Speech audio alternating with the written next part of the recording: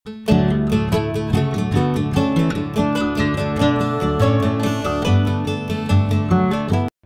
Friends, నేనైతే మా wedding anniversary కోసం కేక్ అయితే ప్రిపేర్ చేస్తున్నాను.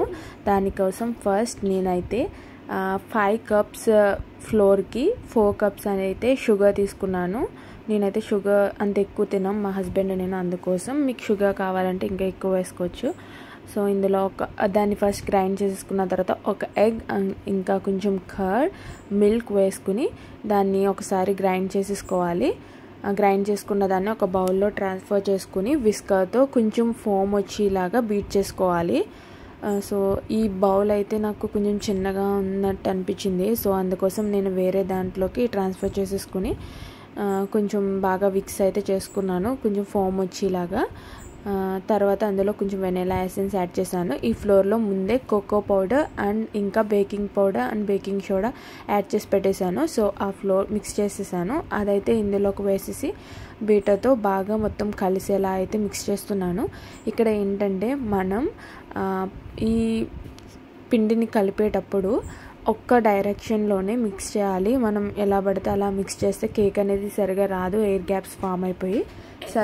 సో మనం కేక్ అయితే ప్రిపేర్ చేసినప్పుడు మనం స్పాచులాతో చేసిన, విస్కర్తో చేసిన ఒకే డైరెక్షన్లో చేయాలి. ఫస్ట్ నేనైతే విస్కర్తో బాగా మొత్తం ఒకే డైరెక్షన్లో మిక్స్ అయ్యేలా చేసిన తర్వాత, నా దగ్గర స్పాచులా లేదు కాబట్టి స్పూన్తో మొత్తం ఒక డైరెక్షన్లోనే కట్ అండ్ ఫోల్డ్ మెథడ్లో మనం కేక్కి కావాల్సిందైతే కలిపేసుకున్నాము.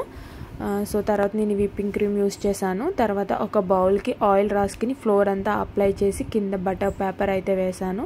సో నేను చేసుకున్న కేక్ బ్యాటర్ మొత్తం ఆ బౌల్లోకి ట్రాన్స్ఫర్ చేసేసాను.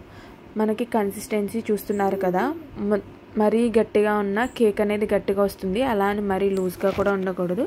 మనం కేక్ బ్యాటర్ అనేది వేస్తున్నప్పుడు ఇలా రిబ్బన్ కన్సిస్టెన్సీలో రావాలి, వీడియోలో చూస్తున్నట్టుగా.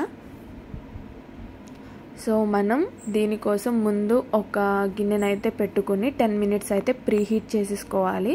ఆ తర్వాత స్టాండ్ పెట్టుకుని మనం బ్యాటర్ని ఈ గిన్నెలోకి ట్రాన్స్ఫర్ చేసుకున్నాం కదా, దాన్ని కొంచెం ట్యాప్ చేయాలన్నమాట, ఎయిర్ గ్యాప్స్ ఏమన్నా ఉంటే పోతాయి. సో దాన్ని 40 to 45 మినిట్స్ లో ఫ్లేమ్లో పెట్టుకుని బేక్ చేసుకోవడమే. సో నాకైతే ఫైనల్గా కేక్ అనేది ఇలా అయితే వచ్చింది, చాలా స్పాంజీగా ఉంది.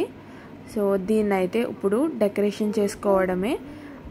కేక్ అనేది మనం తీసేసిన తర్వాత 40 to 45 మినిట్స్ బేక్ అయిన తర్వాత తీసేసిన తర్వాత వన్స్ అది కూల్ అయిన తర్వాత మనం దాన్ని బయటకు తీయాలి, లేకపోతే కేక్ అనేది పర్ఫెక్ట్గా అయితే రాదు, మొత్తం విరిగిపోతుంది అన్నమాట. సో వన్స్ అది కూల్ అయిన తర్వాత తీయాలి. తర్వాత నేను కేక్ డెకరేషన్ కోసం కేక్ అయితే 2 పార్ట్స్ కింద కట్ చేసుకున్నాను. ఇదైతే షుగర్ సిరప్ నేను ఎలా తీసుకున్నానంటే, ఇప్పుడు మీరు సపోజ్ 3 స్పూన్స్ షుగర్ వేసుకుంటే 3 స్పూన్స్ వాటర్, షుగర్ అనేది అందులో డిజాల్వ్ అయ్యేలా మిక్స్ చేసుకుని పక్కన పెట్టేసుకోవడమే, అంతే, ఏముండదు. సో మనం కేక్ అనేది కట్ చేసుకుంటాం కదా, ఆ షుగర్ సిరప్ అనేది ఆ కేక్ పైన వేసుకొని క్రీమ్ అప్లై చేసుకోవడమే.